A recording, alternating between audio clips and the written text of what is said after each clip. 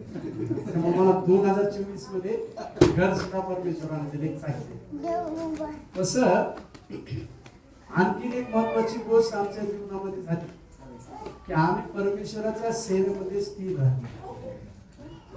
सर्वात महत्वाचं काय माहिती की आम्ही परमेश्वराच्या सेवेमध्ये स्थिर राहणं महत्वाचं आहे. सातत्य त्याच्यामध्ये राहणं आम्हाला गरजेचं आहे. आणि ह्या गोष्टी परमेश्वरानं आमच्या आणि तुमच्या जीवनात गेल्या वर्षापासून केल्या. त्याच्यामुळं आम्ही एक वेळेस परमेश्वराकडे बघणं गरजेचं आहे. मी एक गोष्ट सांगतो की नवीन वर्षामध्ये आम्ही काय शिकलो किंवा आम्हाला नवीन वर्षामध्ये काय निश्चय करायचा आहे ह्या गोष्टी तुम्हाला आणि आम्हाला लक्षात घ्यायचं.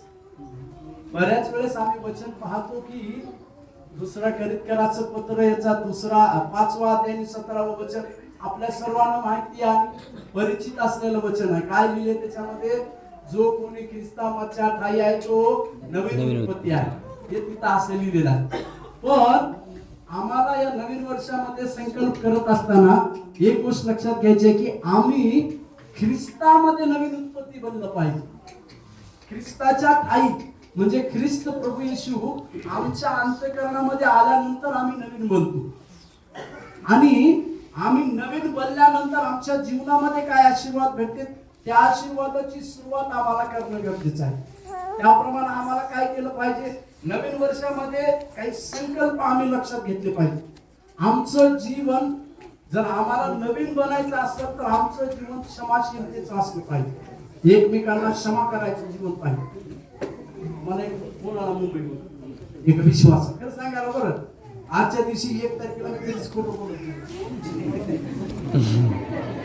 आणि बुधवारी तर कधीच खोटं बोलत नाही.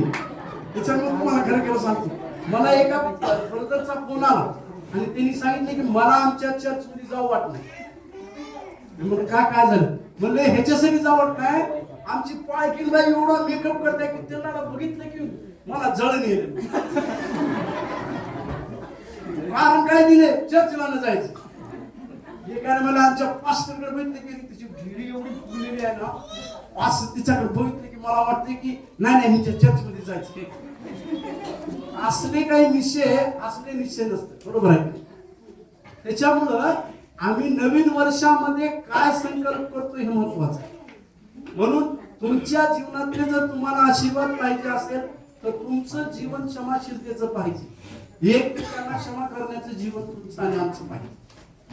दुसरं, ख्रिस्तामध्ये नवीन उत्पत्ती जर व्हायचं असेल आम्हाला तर काय केलं पाहिजे? म्हणजे संकल्प काहीतरी केलं पाहिजे.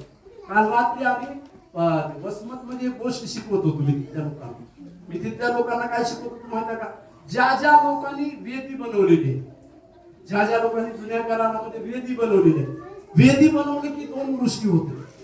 एक तर त्यांच्या जीवनात आशीर्वाद येतो आणि दुसरी गोष्ट त्यांच्या जीवनामध्ये चमत्कार होतो. या गोष्टी मी काल थोडंसं सांगितलं की आमच्या जीवनामध्ये परमेश्वर देखील अशा व्यक्तीला बघतो की ज्याच्या जीवनामध्ये परमेश्वरासाठी वेगळं काहीतरी करण्याची इच्छा आहे. काहीतरी परमेश्वरासाठी काहीतरी वेगळं करायची इच्छा आहे.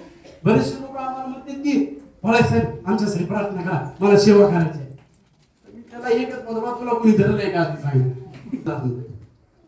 प्रचार चालू केला नाही. एक उदाहरण, सिमसोन नावाचा एक व्यक्ती आहे बायबलमध्ये. सिमसोन या सिमसोन बद्दल आज ती जोशवा यांना सगळे प्रश्न माहिती, प्रश्न विचारणार नाही, ती पटकन उत्तर देते. सिमसोन नावाचा एक व्यक्ती आहे. त्या सिमसोनचा मराठीमध्ये अर्थ काय म्हणतात? पैलवान. ती एवढा मोठा पैलवान होता, पण त्याची पैलवान होण्याच्या अगोदर त्याच्या आईला आणि त्याच्या वडिलाला एक गोष्ट सांगितली. ती काय सांगितलं होतं माहिती का? तुम्हाला मुलगा तर होणार नाही, पण काय केलं पाहिजे माहितीये का? तो नाजीर राहणार आहे. म्हणजे नाजीर या शब्दाचा अर्थ काय माहितीये का? दुसऱ्या बायबल मध्ये असं लिहिले, ते नाजीर शब्दाचा अर्थ युनानी बायबल मध्ये असं वेगळा. आणि काय अर्थ काय दिले माहितीये का? की मुलगा तुम्हाला जर होईल त्याचं नाव तुम्ही सिमसोन ठेवा, पण याची केस जी आहेत ना, याची केसावरती तुम्ही कधी केस कापू नका. एक प्रश्न विचारू का? 20 रुपयाचा एक प्रश्न.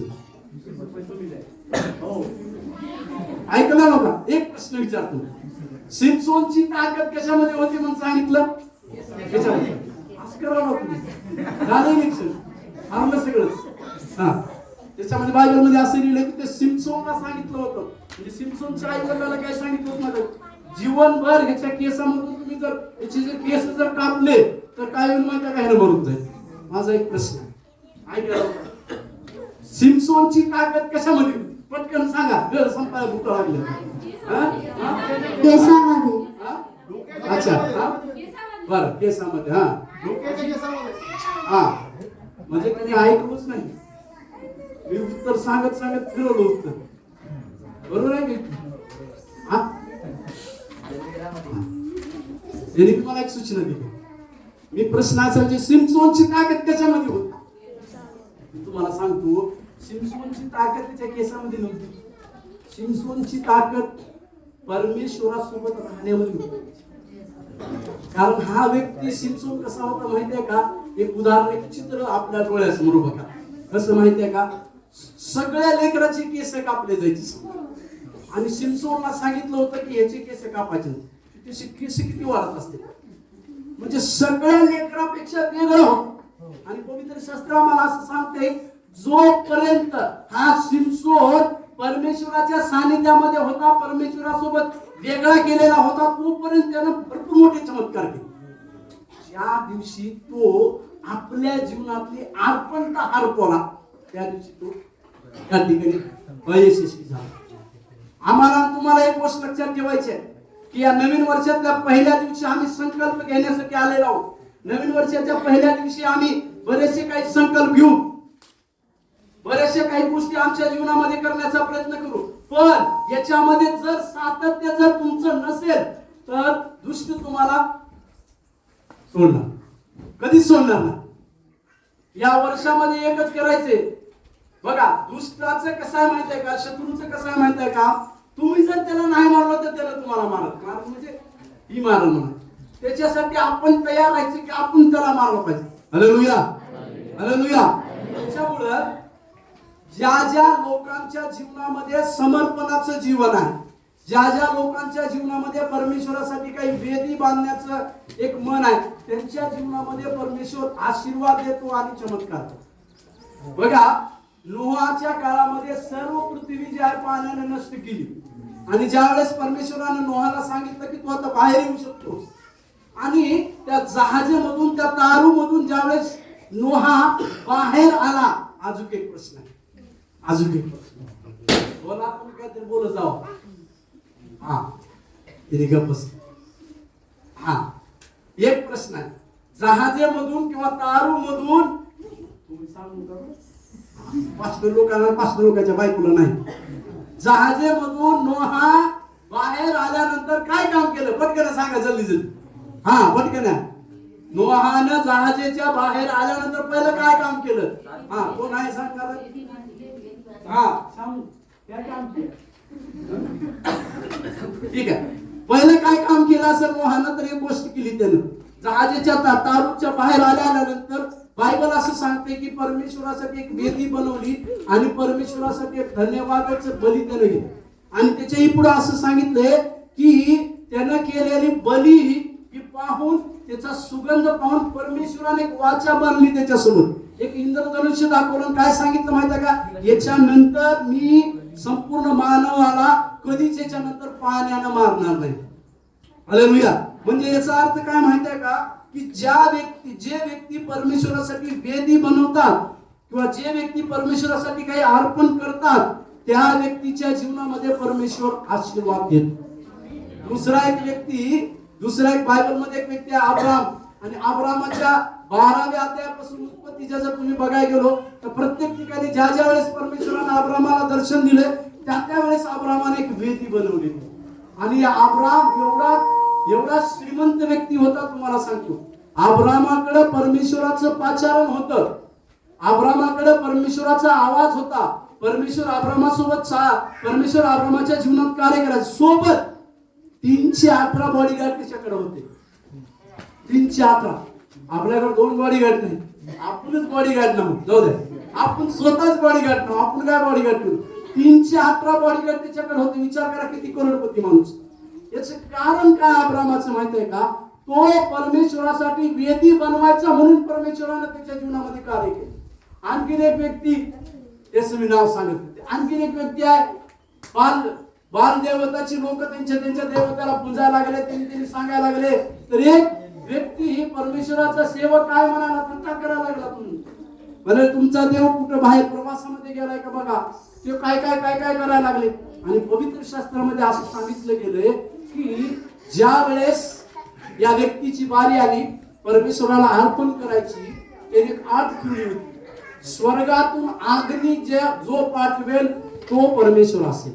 हालेलुया. आणि त्या परमेश्वराच्या सेवकानं काय केलं माहितीये का, इस्रायलाचे जे 12 गोत्र आहेत त्यांची वेदी बनवली आणि परमेश्वराला प्रार्थना केली.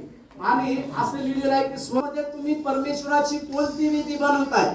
वेदी बनवणं म्हणजे मी तुम्हाला ते काय विटा रचून बांधायचं ती वेदी नाही. नवीन करारामध्ये वेदी याचा अर्थ काय माहित आहे का, तुम्ही परमेश्वरासाठी काय समर्पित करणार आहात, परमेश्वरासाठी तुम्ही काय समर्पित करणार आहात, जीवन जगणार आहात, हे तुम्हाला आणि आम्हाला करण्याची आवश्यकता आहे. आणि जर हे तुम्ही आणि आम्ही करू तर निश्चितपणाने या नवीन वर्षामध्ये 2 गोष्टी तुमच्या जीवनामध्ये 100% होणार. एक, तुमच्या जीवनात तुमचे बंद पडलेले आशीर्वाद परमेश्वर 100% बोलणार. दुसरी गोष्ट, तुमच्या परिवारामध्ये तुमच्या जीवनामध्ये चमत्कारिकरित्या काही गोष्टी होणार म्हणजे होणार. कारण काय म्हणते का, परमेश्वर या गोष्टी पाहतो. म्हणून नवीन वर्षामध्ये पदार्पण करत असताना आम्हाला काही गोष्टी लक्षात घेते. जास्त बहिणी लोक आहेत म्हणून आज तुम्हाला एक गोष्ट सांगणार आहे. आज मी ज्या गोष्टीबद्दल शिकवणार, हार न मानणाऱ्या एका ताईबद्दल मी तुम्हाला शिकवणार. हार न मानणाऱ्या, मागच्या गेल्या वर्षीमध्ये कदाचित बऱ्याचशा काही परिस्थिती तुमच्या जीवनामध्ये आल्या असतील, त्याच्यामुळे तुम्ही हार मानले असाल. बऱ्याचशा काही गोष्टी अशा झाल्या असतील की बऱ्याचशा काहीतरी गोष्टीमुळे तुम्ही स्वतःला असं म्हणला असाल की नाही आता याच्यातून बाहेर निघणं शक्य नाही. अशा सगळ्या गोष्टी झालेल्या असतील. पण या नवीन वर्षामध्ये तुम्ही आणि मी एक असा संकल्प करायचा आहे, मी प्रभू येशू ख्रिस्तामध्ये कधीही हार मानणार नाही. Hallelujah, hallelujah. परत सांगतो, या नवीन वर्षात प्रभू येशू ख्रिस्तामध्ये मी कधीही हार मानणार नाही. अशा प्रकारचा निश्चय घेऊन आम्ही आज बाहेर जायचं.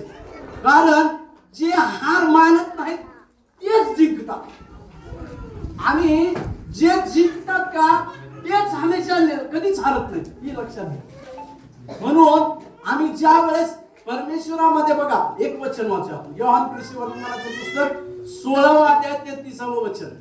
योहान कृषी वर्तमानाचं पुस्तक 16 अध्याय 33 वचन बघा काय लिहिले त्याच्यात.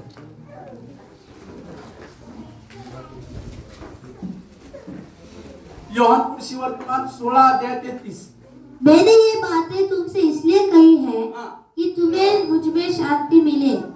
संसार में तुम्हें क्लेश होता है, परंतु धाड़स बांधो, मैंने संसार को जीत लिया है। मराठीतून वाचा कोणी ते.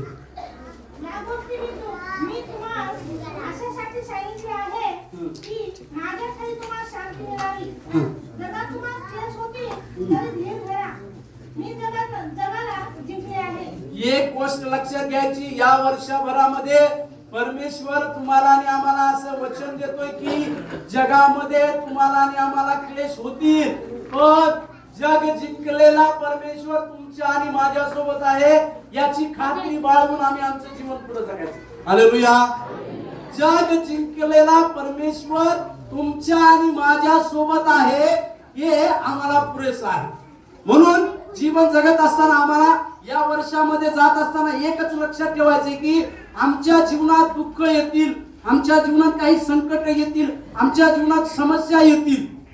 कारण बायबल मध्ये असं सांगितले, यशायाचं पुस्तक याच्या 43 अध्याय 2 वचनामध्ये असं लिहिलेलं आहे की जर तू जला वाचा ती यशायाचं पुस्तक 43:2, यशाया 43:2,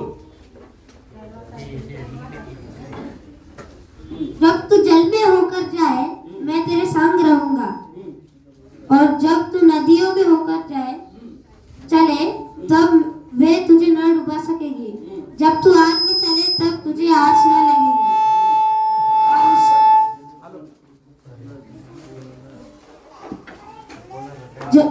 और जब तू आग में चले तब तुझे आँच न लगेगी और उसकी लौ तुझे न जला सकेगी।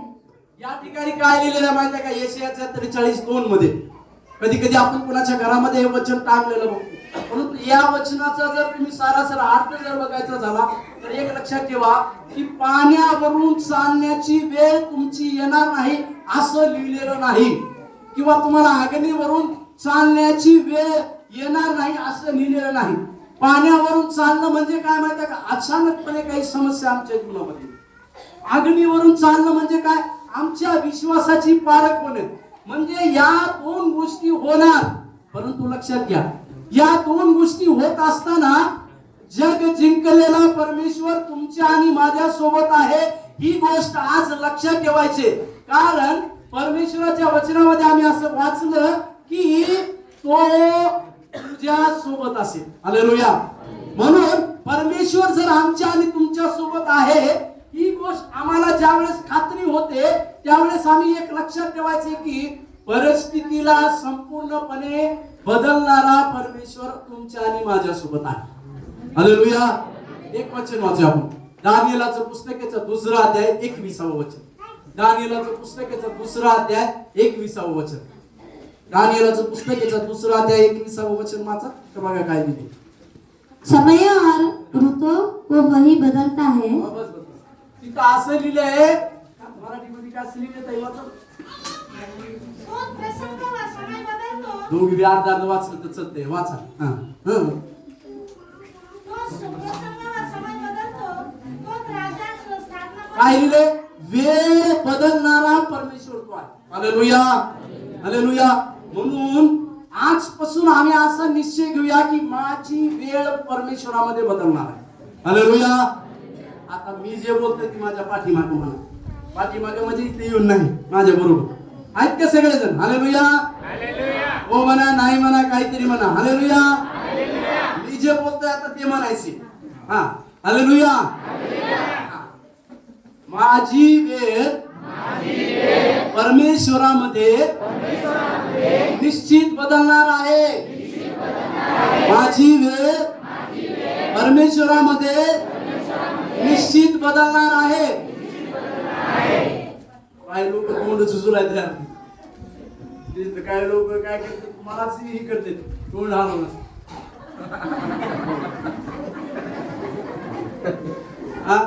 आम्ही दिले लांबून आला म्हणून कळते आम्हाला. एक आपण काय घोषणा केली माहिती आहे का, आता आपल्याकडे डोसक्यावर हात ठेवा. तुमच्या डोसक्यावर तुमचा हात ठेवा, दुसऱ्याचा ठेवून का. हा, माझ्या डोसक्यावर लय डोला आहे. हा, हे विचारायचं कसं काय, कोणाला माहिती आहे. हा, असं ठेवा की हात. बोला,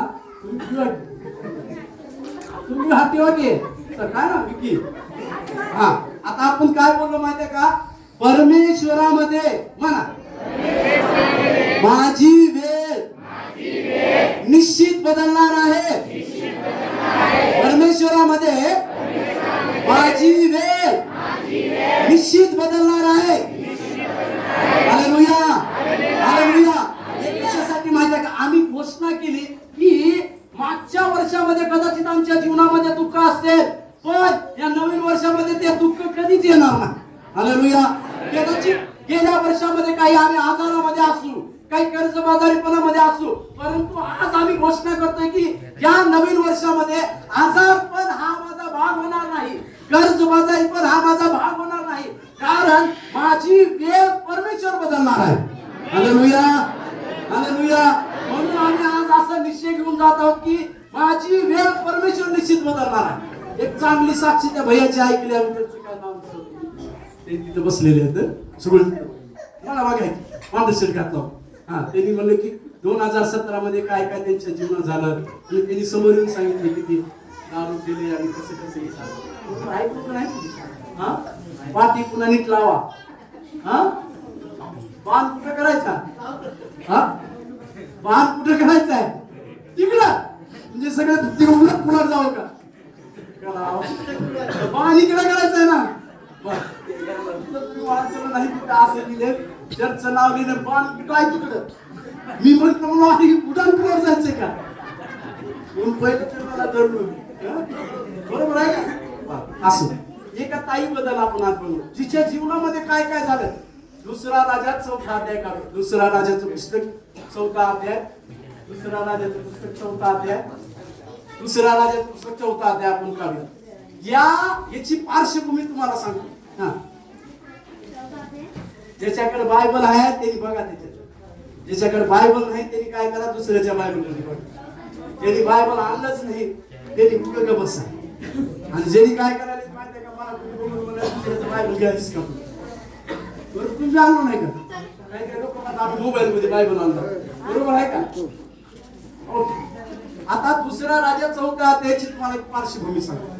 एका अशा ताईबद्दल आम्ही आज शिकणार आहोत, जिच्या जीवनामध्ये दुःख होतं, जिच्या जीवनामध्ये निराशा होती, जिच्या जीवनामध्ये हार होती, जिच्या जीवनामध्ये कसल्याच प्रकारची आशा नव्हती. पण तिनं काय म्हटलं माहित आहे का, मी हार मानणार नाही. Hallelujah, hallelujah. या नवीन वर्षात तुमची आणि आमची असली पाहिजे. काहीही हो, आम्ही हार मानली नाही पाहिजे. हालेलुया.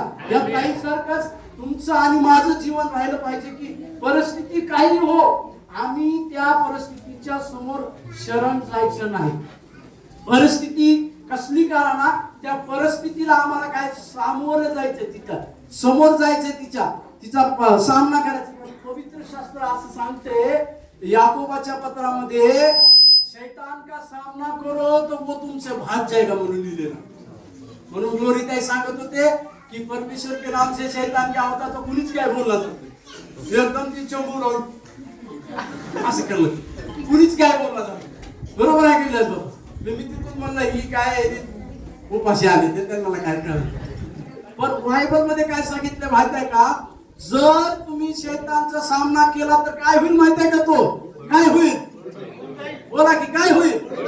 बोला म्हणा काय होईल? काय होईल? ह्याच्या उलट बोलू का, जर सामना नाही केलो तर तुम्हाला पळवल. बरोबर आहे का? त्यांनी हो बी म्हणाले तेवढं. म्हणजे तुम्ही म्हणलो की नाही, बघा बाबा मी थोडे वेगळ्या पद्धतीने शिकवता, बरं मी जरा हसवून शिकवता. माझी बायको नुसतं मला म्हणून म्हणाले हे जास्त हसवू नको डोकावाला, आणि त्याच्यात विशालला आलेल्या मला कानात एक कान मंत्र दिला. मी समज आता आपण काय म्हणलो, शैतानाचा जर सामना केला तर शैतान काय होणार आहे? बोला की जोरात काय होणार आहे? बघा, तुम्ही जर सामना जर नाही केला तर तुम्हाला पळवलं. बरोबर पळवायचं म्हणजे येशूच्या नावामध्ये त्याला पळवायचं. हालेलुया. आणि तो अधिकार आमच्याकडे परमेश्वराने दिले, ते सामर्थ्य परमेश्वराने आमच्याकडे दिले.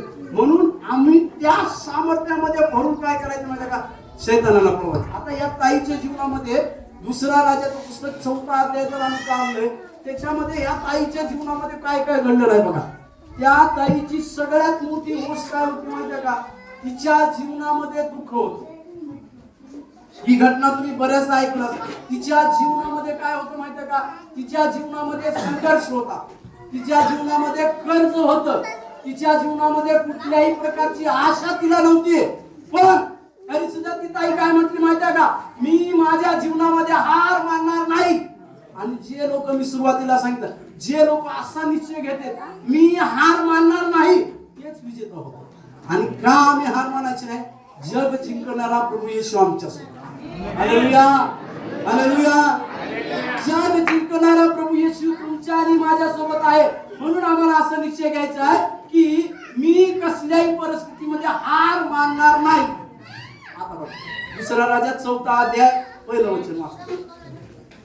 एकदा संदेष्टाच्या शिष्यांच्या स्त्रियांपैकी एकाने अलिशाकडे घराणे केले. ती म्हणाली, तुझा सेवक माझा नवरा मरून गेला आहे. तुला ठाऊक आहे की तो परमेश्वराचे भय बाळगणारा होता. त्याचा सावकार माझ्या 2 पुत्रास दास करून देण्यास आला आहे. ओके,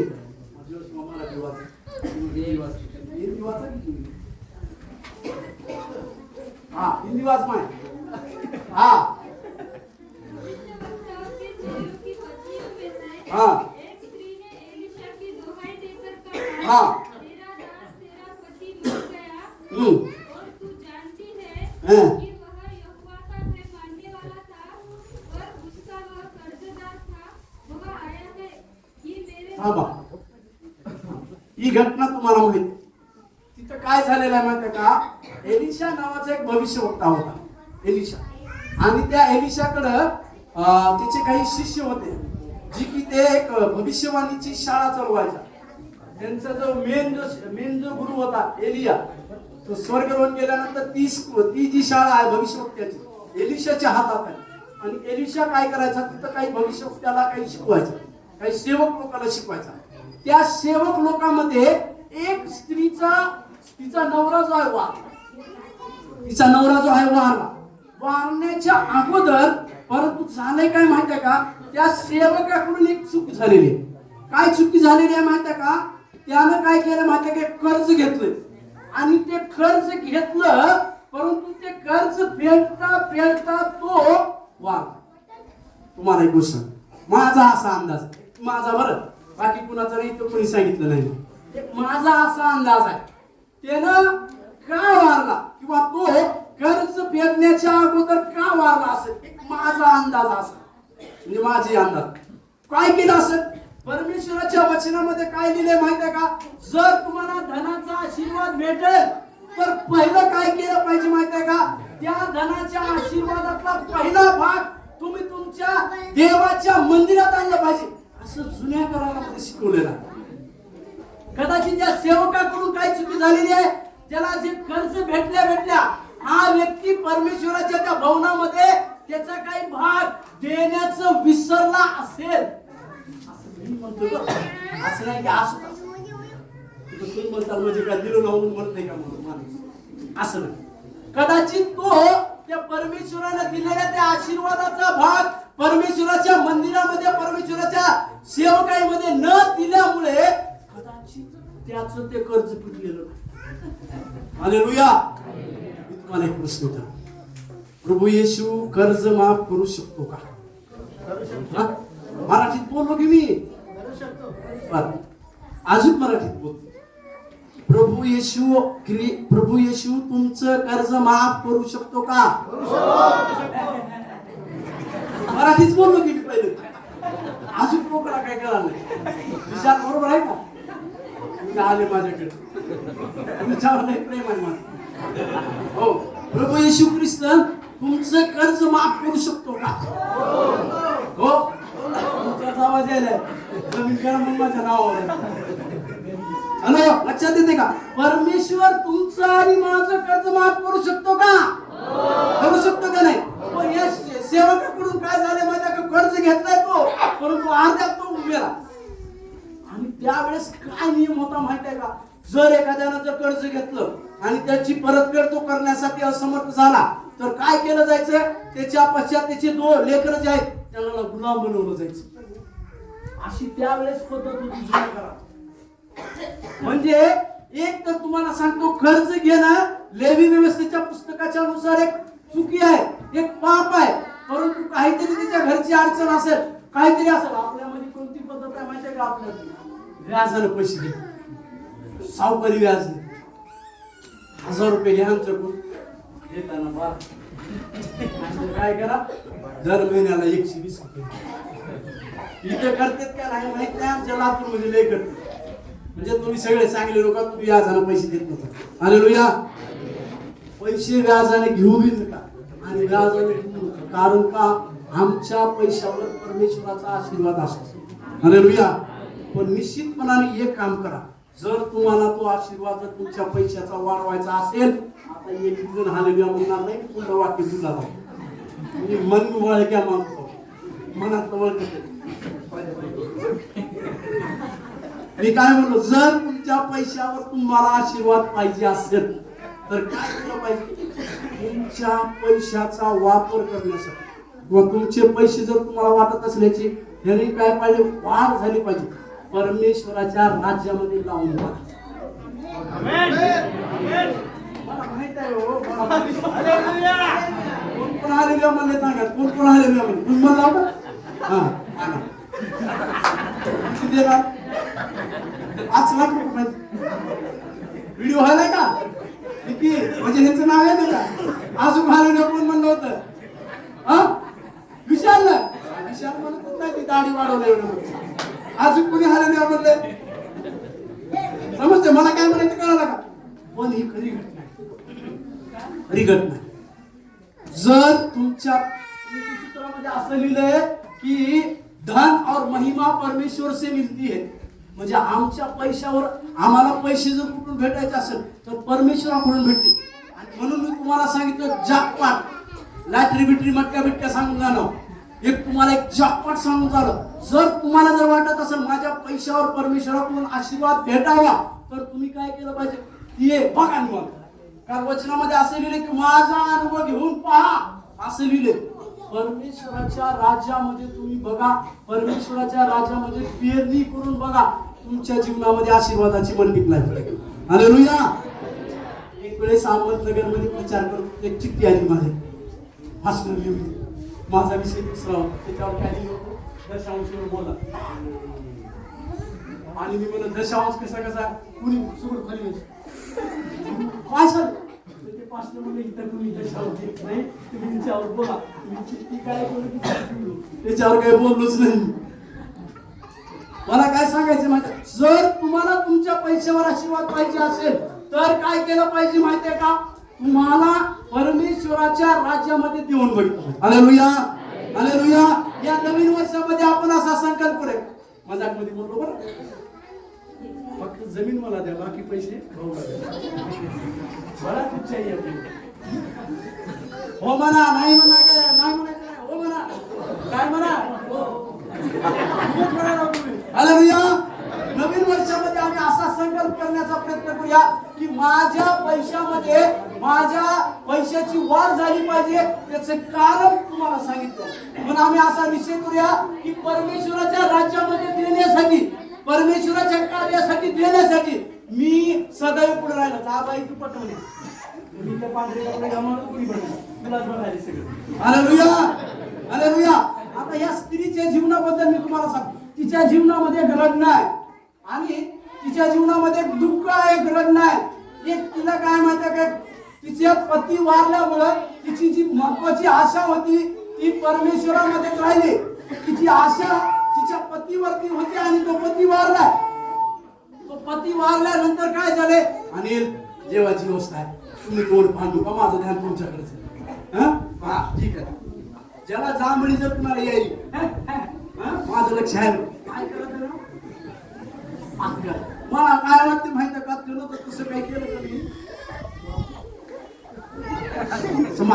नाही का नको तुम्ही ऐका. हा तुम्ही ऐका, हो मला ध्यानात येऊ. हालेलुया. त्या स्त्रीच्या जीवनामध्ये दुःख होतं, त्या स्त्रीच्या जीवनामध्ये रडणं होतं. कारण तिचा पती वारलाय. पती वारल्यानंतर कसलं रडणं आहे माहितीये का, त्यानं जी कर्ज घेतलं होतं त्याची परतफेड न झाल्यामुळे तिच्या दोन्ही लेकराला काय करणार होते, व्याज घेणार. ती कर्जबाजारी लोक त्याला घेऊन जाणार होते. एवढं मोठं दुःख तिच्याकडे असताना पण त्या स्त्रीला एक माहिती, त्या स्त्रीबद्दल मला कधी कधी धन्यवाद वाटतो. तिनं काय केलेलं माहितीये का, तिच्या पतीनं तिला एक गोष्ट सांगितलेली आहे, तुझ्या प्रत्येक गोष्टीचं समाधान कुठंच भेटणार नाही, केवळ परमेश्वराच्या सेवकापाशी. Hallelujah, hallelujah. परमेश्वराच्या सेवकापाशी प्रत्येक गोष्टीचं समाधान निश्चित भेटणार आहे. ही गोष्ट तिच्या पतीनं तिला शिकवलेली होती. तुमच्यामध्ये जर तुमच्या नवरा बायकोमध्ये जर काही भांडण झालं, काही गोष्टीची कमतरता झाली तर तुम्ही कुणाकडे धाव घेता ही महत्वाचं आहे. कुणाकडे धाव घेता ही महत्वाचं. तुम्हाला परमेश्वराच्या सेवकाकडे धाव घेणं गरजेचं आहे. तुम्हाला परमेश्वरापाशी गुडघे टेकून या समस्येसाठी प्रार्थना करणं गरजेचं आहे. पण आता काय झालं माहिती आहे का, आमच्यावर काही समस्या जर आली आम्ही 100 लोक राहू. पवित्र शास्त्रामध्ये असं लिहिलेलं आहे की मनुष्याला शरण जाण्यापेक्षा परमेश्वराला शरण जाऊन कधी चांगलं. Hallelujah, hallelujah, hallelujah. आम्हाला एक लक्षात ठेवायचे, आमच्या प्रत्येक गोष्टीचं समाधान देण्यासाठी परमेश्वरानं तुमच्यासाठी एक सेवक नेमलेला आहे आणि त्या सेवकाकडेच तुमच्या प्रत्येक गोष्टीचं समाधान. हालेलुया. आता काय झाले माहिती आहे का तुम्हाला, मी कुण्या सेवकाबद्दल निंदा करत नाही, पण आता झाले काय माहिती आहे का, एक ताई फोन करते, साहेब भाऊ प्रार्थना करा आमच्या लेख. प्रार्थना केली. त्यांनी सांगते काय, हा ताप राहील लेकराची काय चिंता करू नका. एका घंट्यानं लेकराची ताप एक शेजारी काय झालं, बाळासाहेबांनी प्रार्थना केली नाही का ताप. आमच्याकडे तिथे एक बाळासाहेब आहेत, दुसरे एक पाच आहेत आमच्याकडे. त्यांच्याकडे कसा आहे, त्यांच्याकडे रुमाल आहे म्हणजे एक, ते रुमाल असं टाकले की माणसं घडेल म्हणे पडते. त्यांच्याकडे जाऊन लेकराला घेऊन बोले प्रार्थना करा. त्यांनी रुमाल काय, मी तुम्हाला सांगतो, जर तुम्ही देवाच्या वचनानुसार चालणारे असाल, जर तुम्ही परमेश्वरामध्ये पक्की असाल, तर तुमच्या प्रत्येक प्रार्थनेचं उत्तर तुम्ही तुमच्या दृष्टीने बघता. स्थानिक दशांश कुठे देतात, भजनगर सिंगकडे माईक खाली किलो कुठं दशांश देतात. त्यांच्या खाली लिहिलं राहते, काय लिहिलं राहते माहिती का, तुमचे दान विशेष दान पाठवण्यासाठी ही स्कॅनर आहे, त्याच्यावर ही तू बसून काय म्हणते तिथं पाठव. अरे काय तुमच्या बाप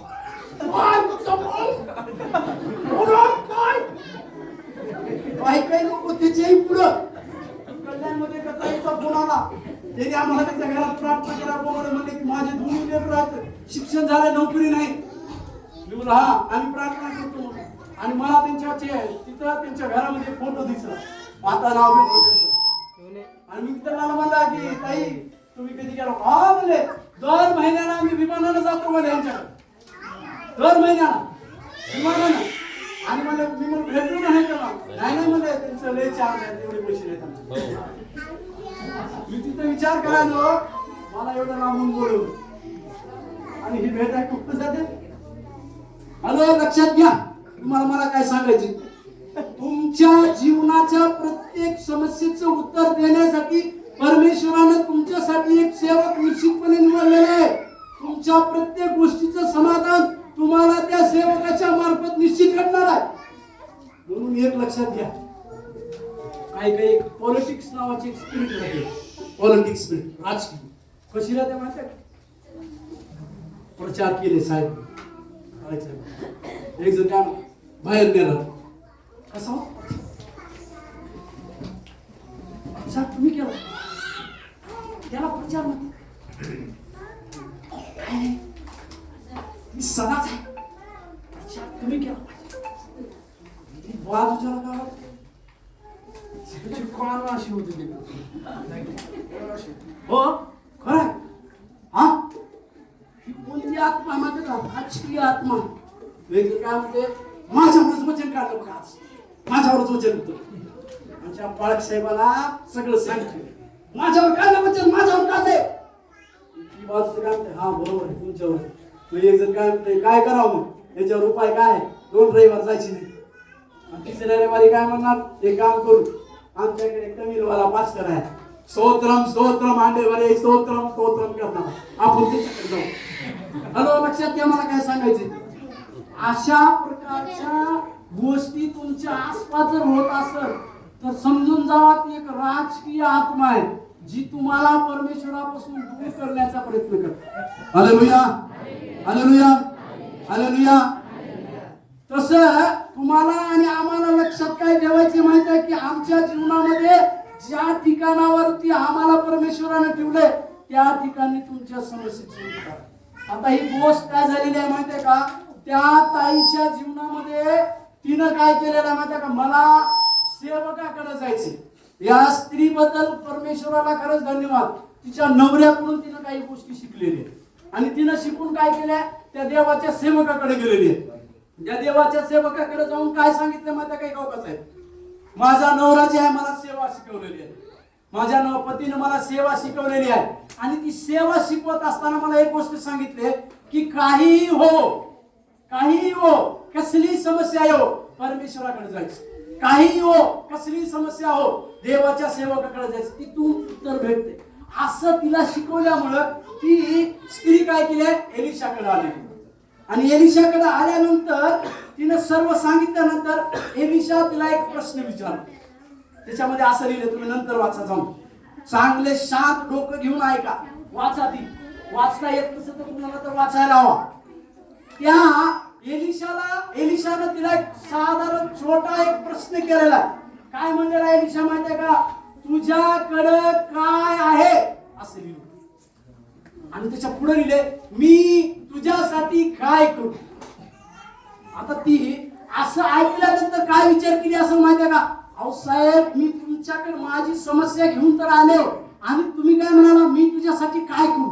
पण त्याच्या अगोदर एक वाक्य एलिशानं म्हटलंय, ते वाक्य काय होतं, तुझ्याकडं काय आहे. आज या नवीन वर्षाच्या पहिल्या दिवशी परमेश्वराकडून आम्ही एक गोष्ट घेऊया, आज माझ्याकडे काय आहे याचा विचार करायचा.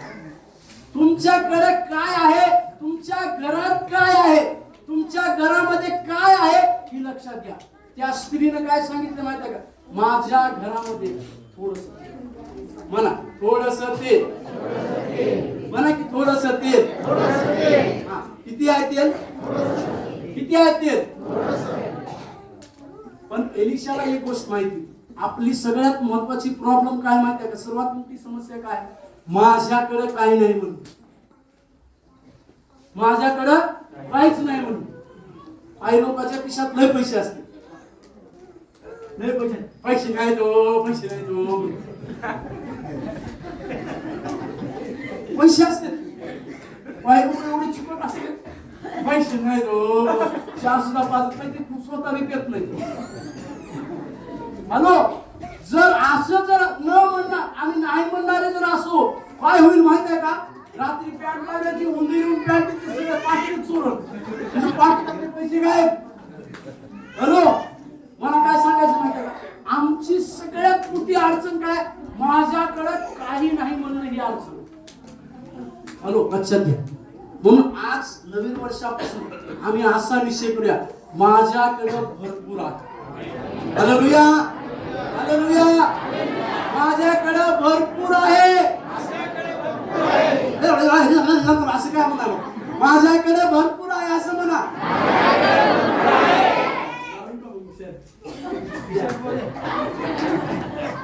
काय म्हणले, हो काय म्हणले, तुम्ही म्हणलो का नाही.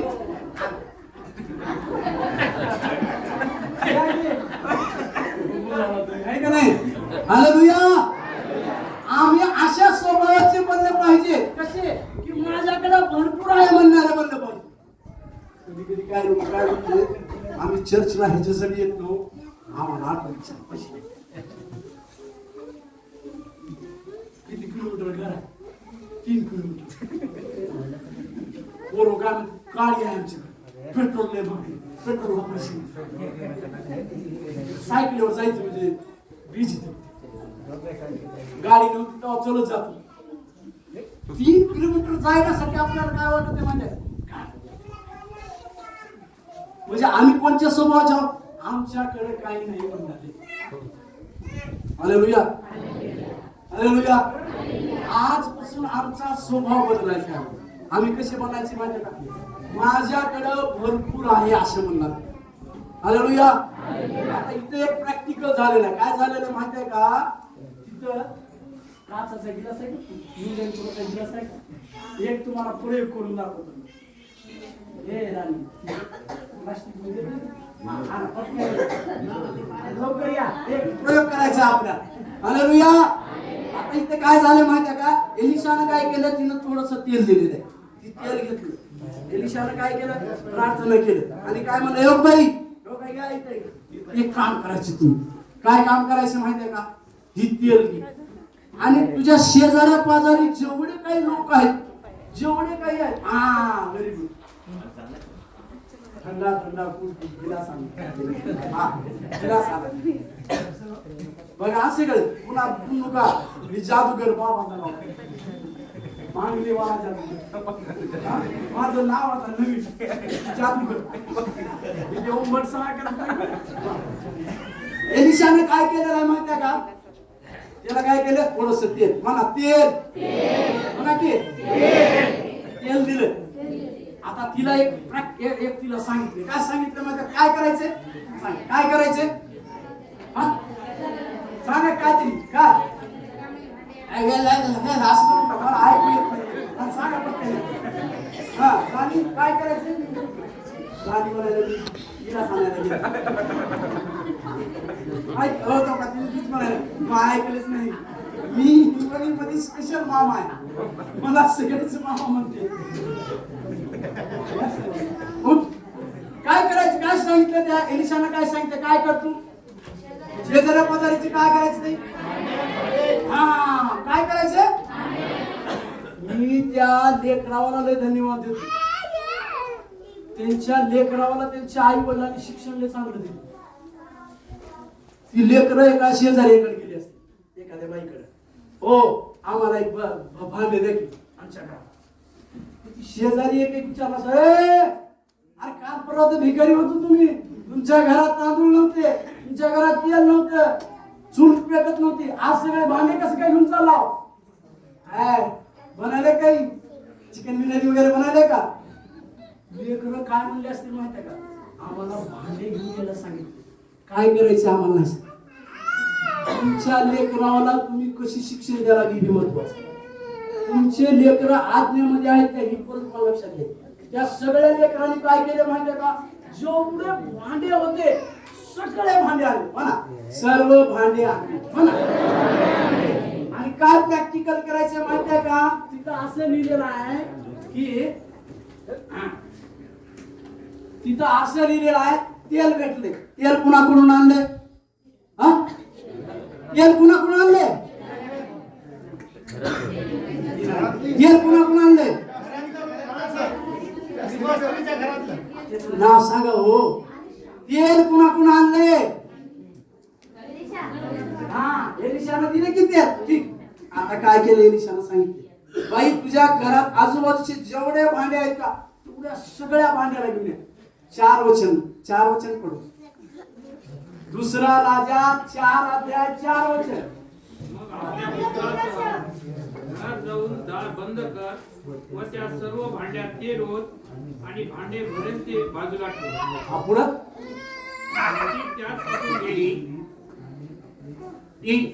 ती त्याचपासून गेली आणि आपल्या पुत्रासह आपल्या घरात जाऊन तिने दार बंद केले. ते तीचकडे भांडी आणीत ती भरीत जाई. सर्व भांडी भरल्यावर ती आपल्या पुत्रासह म्हणाली, मला आणखी एक भांडे आणून द्या. त्यांनी म्हटले, आता एकही भांडे उरले नाही. तेव्हा तेल वाढायचे राहिले. आता तुम्हाला वाचा, आता सगळ्यांनी वाचलं बरोबर. सगळे भांडे लेकरांनी आणले, गोळा करून आणले. ठीक, आणि तेल दिलेलं आहे समजायचं. हॅलो, असं एक गोष्ट हळूच सांगतो तुम्हाला, आजकाल तेल बी विकत येत. तेल विकत येत. प्रार्थनेचं तेल 300 रुपये,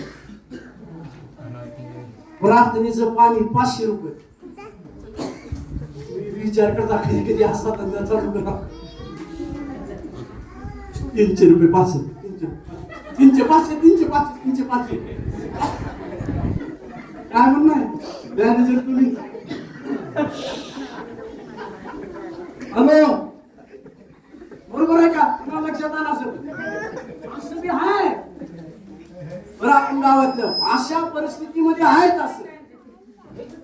पण आम्ही जर परमेश्वराच्या वचनाकडे लक्ष देणारे आहोत. आता काय झाले माहितीये का, तेल आले. सगळे भांडे कुठं आले, तर भांडे कुठं आहेत, आता भांडे आणलेले आहेत. आणि आता आपण एक वचन शेवटला वाचू. भांडे आणले आणि भांड्यामध्ये काय करायचं माहितीये का, काय करायचे, हा काय करायचे, कधीपर्यंत तेल टाकायचे, हा बरोबर आहे का. तुम्हाला एक चमत्कार सांगतो. काय झालंय,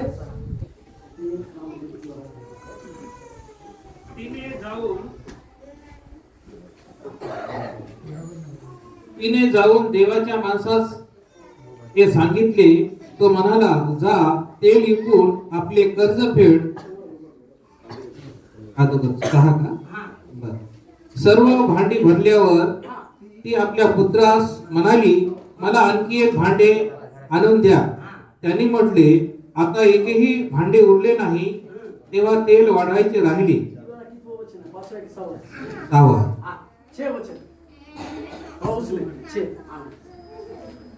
6 जब बर्तन भर गए तब उसने अपने बेटे से कहा, मेरे पास एक और भी ले आ।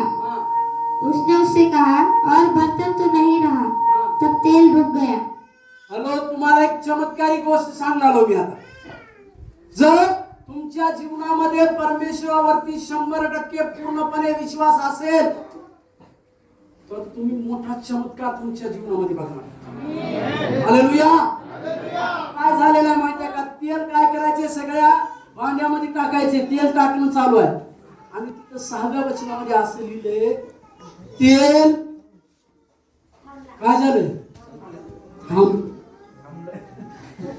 हॅलो, नाही कळालं तुम्हाला? असं लिहिलंय, ज्या ज्या भांड्यामध्ये तेल टाकायचे, जोपर्यंत भांडे होते तोपर्यंत तेल येत होत. हॅलो, किती तेल होतं पहिलं तिच्याकडे? किती होतं? किती तेल होतं? माझा प्रश्न असा आहे, तेल आलं कुठून? तेल आलं कुठून? मीच तुम्हाला सांगायला ह्या नवीन वर्षामध्ये जसं तुमच्या पास्टरने एक वचन सांगितलं, पहिले करिन्थियनाचं पत्र याचा 2रा अध्याय 9वं वचन, तिथं असं लिहिले, वेळ झाल्या थांबा, सगळे पोटावर ठेवायले, तुम्हाला कळायले. तिथं असं लिहिले, पवित्र शास्त्राच्या लेखाप्रमाणे ज्या गोष्टी मनुष्याने डोळ्याने पाहिलेल्या नाहीत, कानाने ऐकलेल्या नाहीत आणि कुणाच्या मनामध्ये देखील आले नाही, अशा गोष्टी परमेश्वर त्याच्यावर प्रेम करणाऱ्या सोबत करतात. Hallelujah, hallelujah, hallelujah. आता काय झाले, त्या लेकरावानी तेल बघितलेलं आहे, बरोबर आहे का? त्या लेकरावानी भांड भरताना देखील बघितलेलं आहे. पण एक चमत्कार तिथं काय होते, ज्या वेळेस पूर्ण भांडे भरले, तेल थांबलं. आल्यानं तेल कुठून आलं ते त्या लेकरांनी डोळ्याने बघितलं. आणि सगळे भांडे भरल्यानंतर अचानक तेल थांबलं, ही सुद्धा डोळ्याने बघते. हालेलुया. अशा प्रकारच्या चमत्काराला म्हणतात परमेश्वराकडून अद्भुत चमत्कार प्राप्त करून. हालेलुया. ते त्यांच्या डोळ्यात देखील वाढल्याला बघायला लागले. ते अचानक ते वाढत चालले, वाढत चालले. लेकरं म्हणत असतील, आई लोक इथे इथे भांडा आहे, इथे काय, कारण त्या लेकराला माहित होतं तेल येत राहिले. मी तुम्हाला सांगतो, ह्या वर्षामध्ये तुमच्या अभिषेकाच्या तेलामध्ये देखील वाढ झाली पाहिजे. हालेलुया. तुमच्या आशीर्वादाच्या तेलामध्ये देखील देव वाढ करण्यासाठी तयार आहे. पण तुमचं समर्पण किती आहे याच्यावर तुमचा आशीर्वाद अवलंबून आहे. Hallelujah, hallelujah, hallelujah. श्रीनिवास पास्टरचे गाणं काय, बऱ्याच सेवक लोकांना घेऊन ते काय काय काय काय कार्यक्रम करत असतील. काल परवा परभणीमध्ये काहीतरी कार्यक्रम होता, 11 तारखेला काहीतरी तुमच्या इकडे कार्यक्रम होता. ते पास्टर लोकांना घेऊन ते काहीतरी मिटिंग झाली, काहीतरी सेवक लोकांना एकत्र करून परमेश्वराचं काहीतरी समाचार हिंगोलीमध्ये करण्यासाठी त्यांचा एक प्रयत्न आहे. पण ज्याला तुम्ही जर तिथं हातभार लावला, तुमच्या अभिषेकाच्या तेलामध्ये जर परमेश्वराकडून दिवसेंदिवस जर वाढ होत राहिली तर तुम्ही सुद्धा परमेश्वरासाठी काम करणारे बनणार. Hallelujah, hallelujah. मग त्याच्यासाठी परमेश्वराच्या राज्यात काम करण्यासाठी परमेश्वर तुमची डिग्री विचारत नाही, तुमचं शिक्षण किती झालंय ते विचारत नाही, तुम्हाला किती भाषा येतात ते विचारत नाही. फक्त परमेश्वर बघतो, हा माझ्या कामासाठी उपलब्ध आहे का, ही माझ्या कामासाठी उपलब्ध आहे का, एवढंच परमेश्वर बघतो. आणि जे लोक प्रामाणिकपणाने ही गोष्ट करण्यासाठी तयार होते त्यांच्या जीवनामध्ये चमत्कार होतात. हालेलुया. आज अशा प्रकारचा चमत्कार या नवीन वर्षामध्ये परमेश्वर प्रत्येकाच्या घरात करो अशी आपण प्रार्थना करून जाणार आहोत. हालेलुया. म्हणजे तेल वाढताना ते लेकरं बघितले, तेल थांबताना देखील ते लोक बघितले. याचा अर्थ काय, तुमच्या जीवनाचा अभिषेक दर दिवसा वाढला पाहिजे. कारण स्तोत्रसंहिता 23व्या अध्यायामध्ये असं लिहिलेलं आहे की माझ्या शक्ती देखत तो मला ताट वाढतो. कारण माझा जो अभिषेकाचा जो कठोर तेल जो आहे उमडत आहे. म्हणून आज तुम्ही आणि आम्ही त्या ताईसारखं एक घेऊया, लक्षात घेऊया की काही हो पुढे चलून असं झालेलं आहे की जेवढे भांडे होते सगळे भरल्यानंतर ती त्या सेवकाकडे गेली आणि सांगितली की तुम्ही जे म्हणलं होतं तशा प्रकारचे आम्ही केलं. त्या सेवकाने तिला सांगितलं की जी तेल जे आहे ते विक, आणि काय कर माहिती का, तुझं जे कर्ज दे ते फेड. असं सांगितलं गेलंय त्याच्यामध्ये बायबलमध्ये की तिचं जे कर्ज जे आहे तिचं फेडलंच.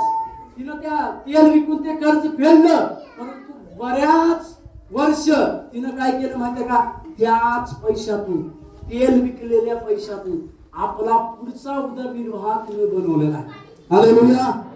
बघा, जिच्याकडं कर्ज होतं, जिच्याकडं दुःख होतं, जिच्याकडं रडणं होतं, त्या सर्व गोष्टीचं उत्तर परमेश्वराचा सेवक ठरलेला आहे.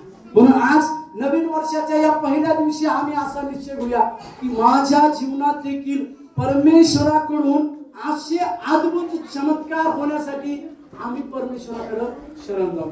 आपण सर्वजण उभे राहूया एक मिनिटासाठी आपण सर्वजण उभे राहू. एक मिनिटासाठी आपण उभे राहूया. प्रार्थना करणार आहोत आपण.